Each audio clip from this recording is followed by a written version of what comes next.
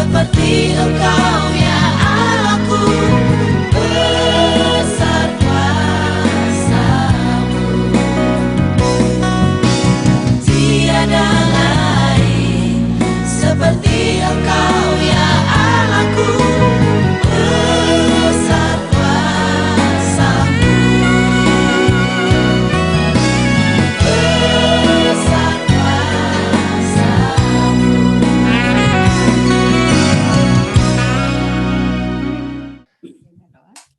Bapa, kami bersyukur, terima kasih di mana Engkau telah mengikuti dan menyertai kami di dalam tahun 2020 ya Bapa. Biar saat ini juga kami percaya Tuhan di tahun yang baru, kami percaya Engkau yang menyertai setiap kami yang percaya pada Engkau. Dan biar semua ini hanya untuk kami hidup untuk memuliakan dan memuliakan selalu di dalam hidup kami sehari-hari. Terima kasih untuk hari ini di mana kami berikan waktu untuk berkumpul, mendengarkan firman dan juga untuk memuji Engkau dan menjadi berkat untuk sharing kepada satu sama lain. Terima kasih ya Tuhan. Kami serahkan kesempatan yang baik ini hanya dalam tangan-Mu, Yesus Kristus. Amin.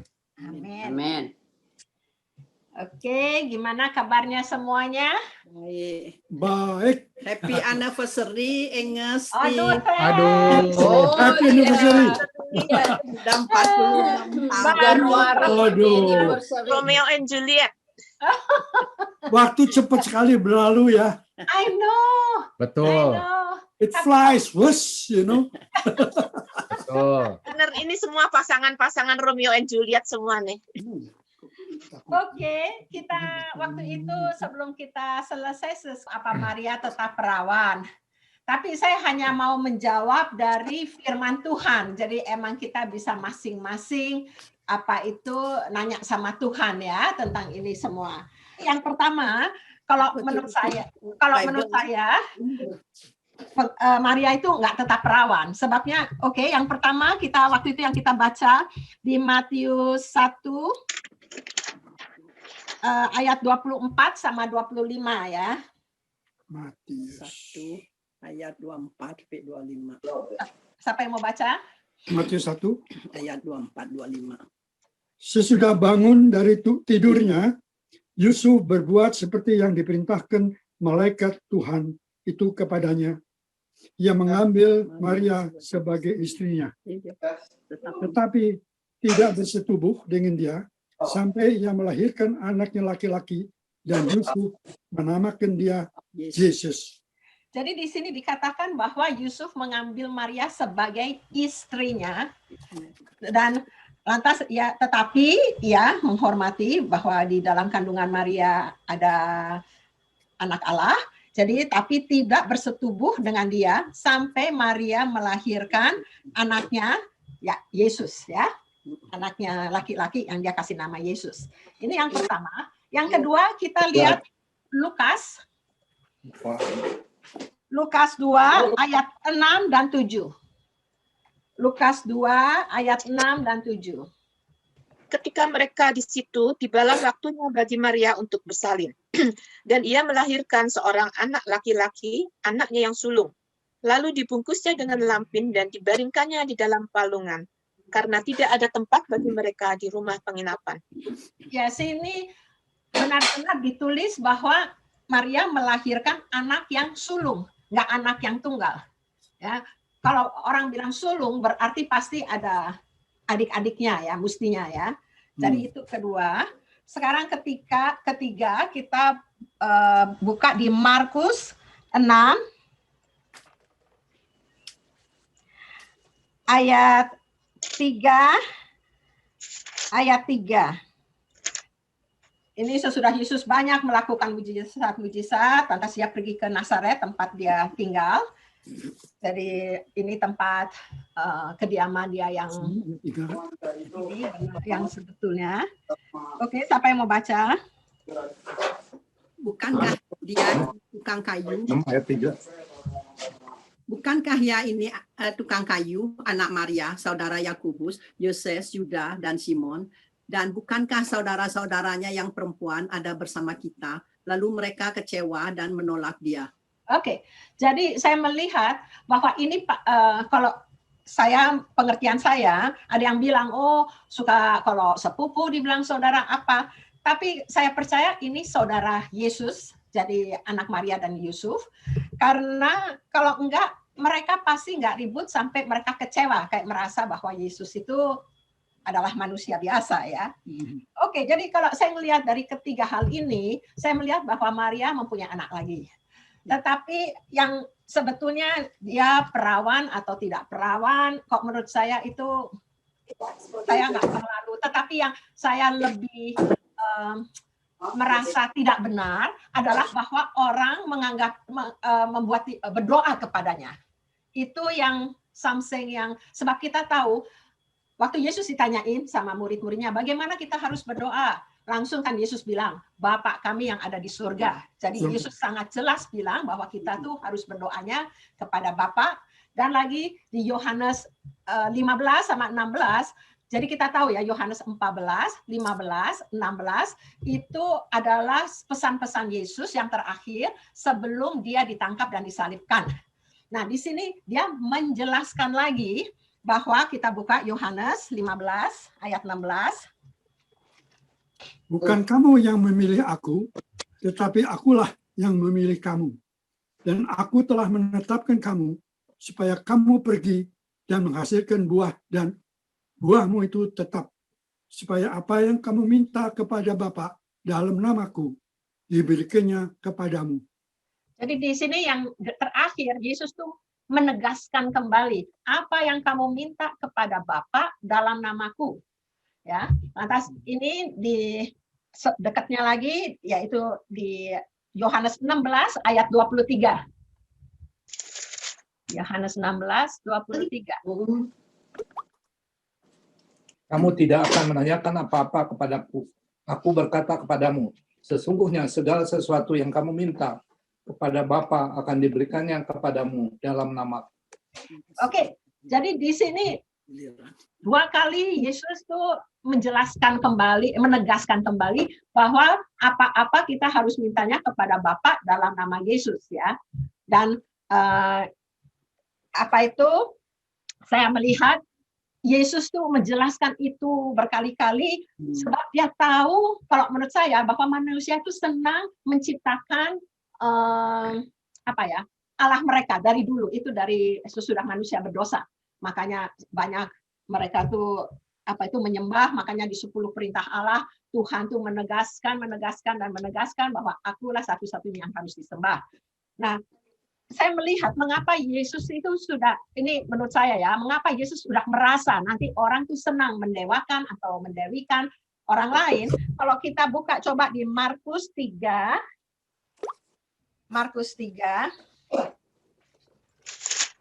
31. Oh, 21 aja dulu. Markus 3, 21. Ini kejadian ini sesudah Yesus ya lagi membuat banyak miracle. Lantas, oke, siapa yang mau baca? Markus 3, 21. Oke, saya yang baca. Waktu kaum keluarganya mendengar hal itu, mereka datang hendak mengambil dia, sebab kata mereka, ia tidak waras lagi. Lantas saya lanjutkan ke ayat 31. Tadi 21, sekarang kita lompat ke 31. Lalu datanglah ibu dan saudara-saudara Yesus. Sementara mereka berdiri di luar, mereka menyuruh orang memanggil dia. Ada orang banyak duduk mengelilingi dia. Mereka berkata kepadanya, lihat, ibu dan saudara-saudaramu ada di luar dan berusaha menemui engkau. Jawab Yesus kepada mereka, siapa ibuku dan siapa saudara-saudaraku? Ia melihat kepada orang-orang yang duduk di sekelilingnya itu dan berkata, ini ibuku dan saudara-saudaraku. Barang siapa melakukan kehendak Allah, dialah saudaraku laki-laki, dialah saudaraku perempuan, dialah ibuku. Jadi Yesus sendiri yang mengatakan itu. Dan perkataan ini diulang di Lukas 8, 19 sampai 21.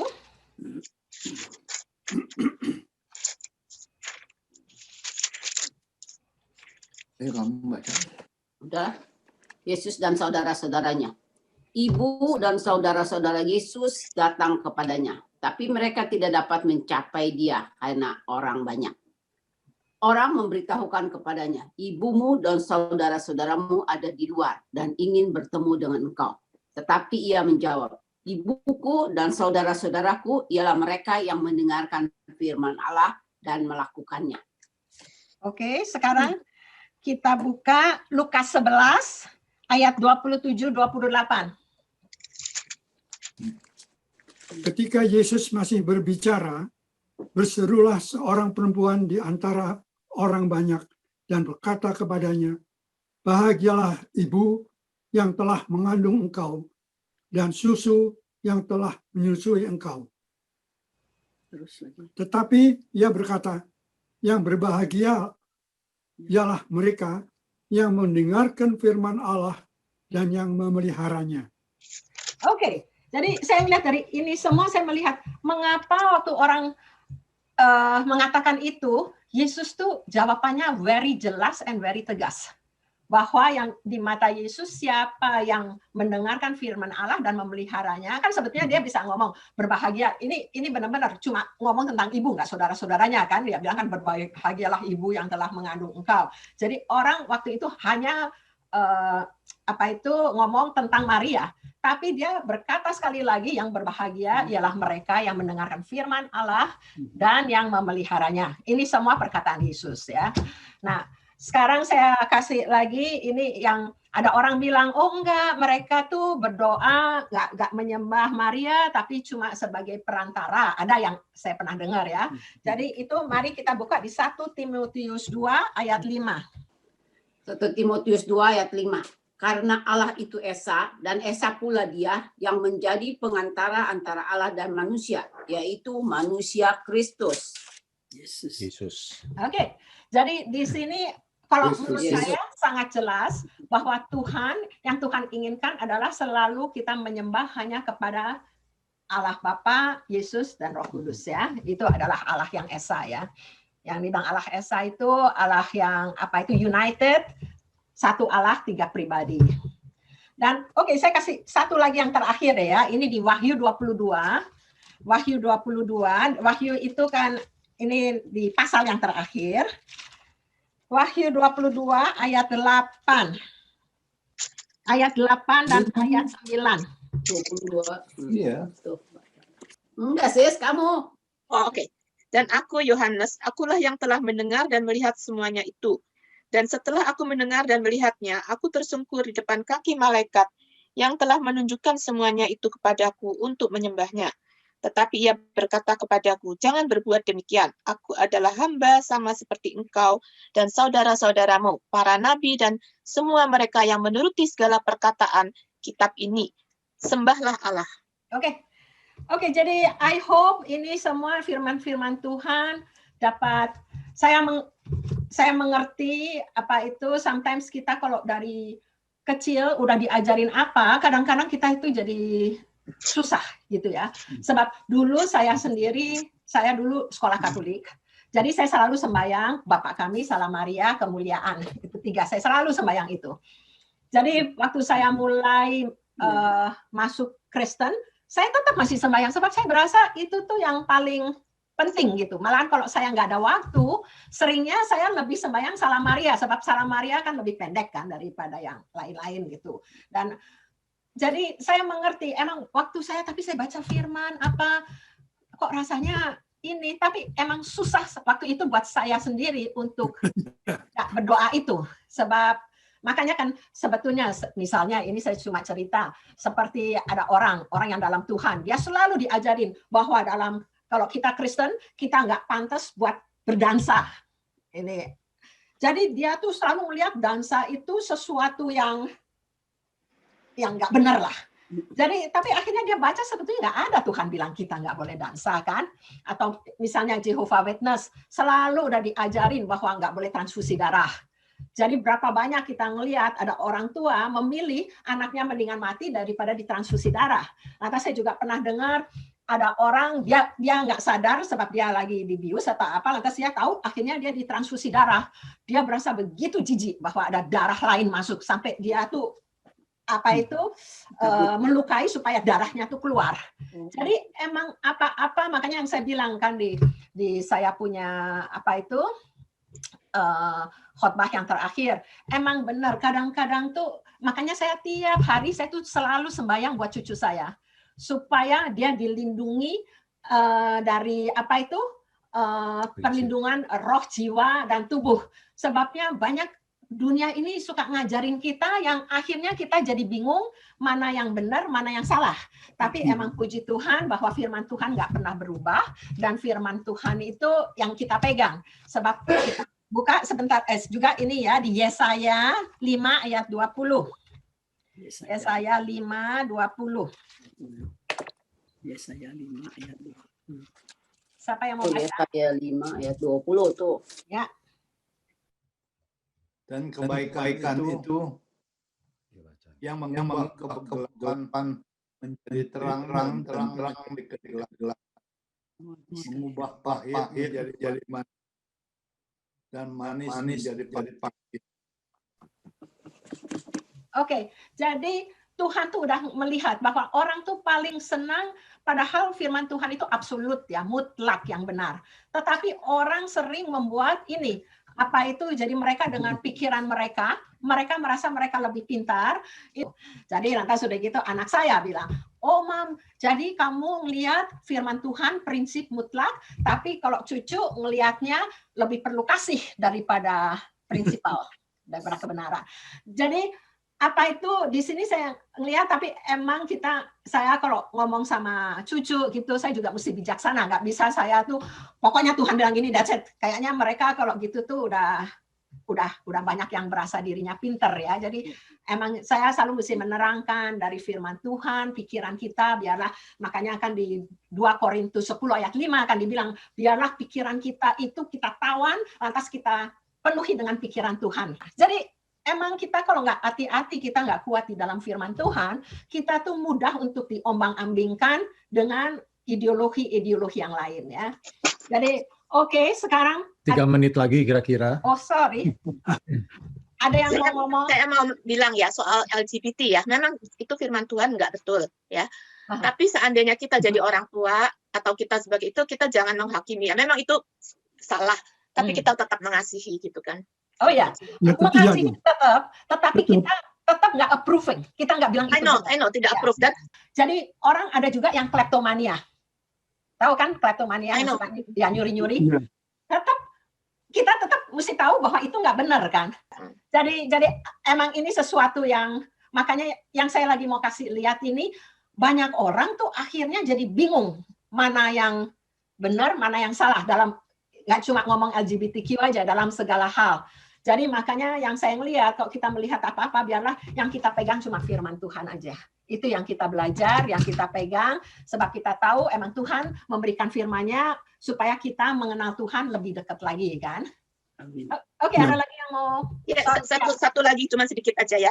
Orang kayaknya tuh orang Katolik pegangannya tuh Yohanes 19 ayat 26. Oh, Yohanes 19 ayat 26. Tahu saya. Ya, ketika Yesus melihat ibunya dan murid yang dikasihnya di sampingnya, ia berkata, "Ibu, ini anakmu." Kemudian katanya kepada muridnya, "Inilah ibumu." Saya beberapa kali dengar orang Katolik yang dipakai itu ayat itu. Kalau saya dengar sebetulnya orang Katolik makanya ayat yang waktu Yesus miracle di Kana. Oh ya. Itu kan maminya yang bilang. Jadi mereka selalu bilang, pokoknya minta aja kepada Maria, nanti Maria bakal ngomongin Yesus. Tapi yang saya ngelihat Tuhan maunya sembahlah hanya Tuhan ya. Itu bottom point ya. Sebab perkataan Yesus itu sebetulnya sama dengan perkataan dia yang sebelumnya. Orang yang mendengarkan suaraku adalah saudaraku, adalah ibuku. Dan Yohanes kan adalah murid yang dikasihi, yang mendengarkan. Jadi ya ini emang kita, mendingan kita juga doa pada Tuhan. Saya percaya kalau kita nanya sama Tuhan, pasti Tuhan jawab. Jadi banyak saya firman Tuhan yang dulu saya mikir, kok rasanya kok agak aneh ya misalnya ya dalam pikiran saya. Sebab emang pikiran saya kan terbatas. Tapi banyak hal, misalnya kayak cerita tentang Hosea. Waktu saya pertama kali baca Hosea, kok Tuhan nyuruh nabinya kawin sama pelacur? Nggak masuk akal. Udah gitu pelacurnya, udah gitu nggak benar lagi. Ninggalin dia mesti minta balik lagi. rasanya nggak masuk akal. Tapi saya percaya kalau yang ada orang bilang kan, kok kita lihat firman Tuhan, kita bingung, taruh di shelf. Nanti, tapi kita bisa nanya, nanti suatu hari Tuhan akan bukakan. Jadi, dan seringnya sesuatu yang saya dulu berasa bingung, itu malahan pengertiannya tuh lebih dalam lagi, kelihatan Tuhan kita lebih luar biasa lagi. Itu pengalaman saya ya. Oke, sorry. I think semua kuncinya tuh kalau menurut saya itu kita mesti soak in di dalam firman Tuhan, itu aja. Nanti Tuhan juga memberikan kita hikmat, how we can tell to our children and our grandchildren, you know, because ini penting sekali bagaimana cara kita mengasihi dia, tetapi kita isinya tuh yang rohani kita tuh bisa keluar otomatis yang Tuhan sudah berikan hikmat. Emang benar tadi yang Siska bilang, bahwa emang di Efesus, kayaknya Efesus 4 dikatakan, biarlah kita tuh kasih dan kebenaran itu selalu seimbang. Jadi jangan kita terlalu ngotot kebenaran, tapi kita ngomongnya yang tadi Siska bilang, terlalu nakut, terlalu inilah, nggak ada kasih. Suaranya nggak sih? Apa? Oh, jadi biarlah kasih dan kebenaran itu harus sama-sama. Ada orang bilang kalau orang mengatakan kebenaran tanpa kasih, itu kayak orang operasi tanpa dikasih obat bius. Tapi kalau orang cuma kasih tanpa kebenaran, itu bisa mencong kemana-mana ya, bisa nanti kebenarannya nggak ada gitu loh. Dan hasilnya selalu kalau sudah kita berani-beranian kasar, kita selalu ribut sama orangnya. Ada lagi yang mau bertanya, mau apa? Sebentar lagi kayaknya mati. Sebetulnya saya lagi mau ngomong tentang peliharalah hati, tapi saya nggak sangka tentang ini kok gini panjang, totonya waktunya udah habis, saya sampai kaget. Ya, oh ya, tapi nanti kan kalau ada apa itu lansia, kita semua kan ikut kan sama lansia kan? Ya. Jadi sekarang ceritanya kita ada 2 sel grupnya. Ya. 1 bulan jadi 2 kali ya. Sabtu pertama, yang kedua Rabu terakhir. Saya ikut ini Woben juga sama Diana. Oh wow, jadi kamu 3 kali. 2 minggu sekali sih. Saya juga 3 kali dan sama wanita. Oh, 4 kali sama ini, sama Pastor Sudi juga. Oh wow. Kamu bilang. Oh, ada orang marah-marah. Itu lansia, Sis. Yang itu. Oke. Oke. Lu kan juga lansia, Ot. Iya.